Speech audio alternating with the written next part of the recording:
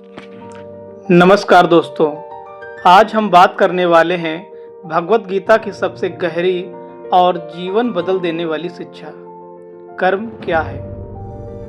भगवान श्री कृष्ण ने अर्जुन को कुरुक्षेत्र के युद्ध भूमि में यही सिखाया था कि मनुष्य का जीवन कर्म से ही बनता है और कर्म से ही बिगड़ता है।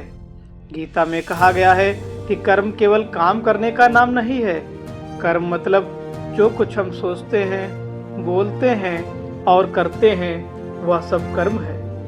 हर पल, हर सांस में हम किसी न किसी रूप में कर्म कर ही रहे हैं। भगवान श्री कृष्ण कहते हैं, गीता कर्म को 3 भागों में बांटती है। सत्कर्म, जो धर्म, प्रेम और सच्चाई के लिए किए जाएं। कुकर्म, जो झूठ, लोभ या स्वार्थ से किए जाएं। अकर्म, जब कोई काम करते हुए भी मैं का अहंकार न रहे, यानी काम तो किया पर दिल में आसक्ति नहीं। भगवान श्री कृष्ण कहते हैं, असली योगी वही है जो कर्म में योग देखे और योग में भी कर्म। कर्म का मतलब सिर्फ काम नहीं बल्कि कर्तव्य है।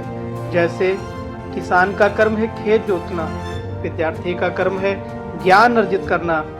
जब हम अपने कर्म को भगवान को समर्पित करके करते हैं तो वह केवल काम नहीं रहता बल्कि वह पूजा बन जाता है।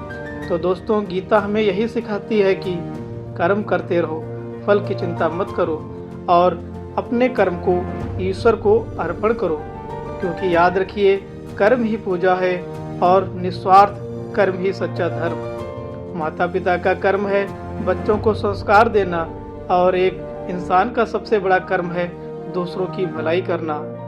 कर्मण्येवाधिकारस्ते मा फलेषु कदाचन, अर्थात तुझे सिर्फ कर्म करने का अधिकार है, उसके फल पर नहीं।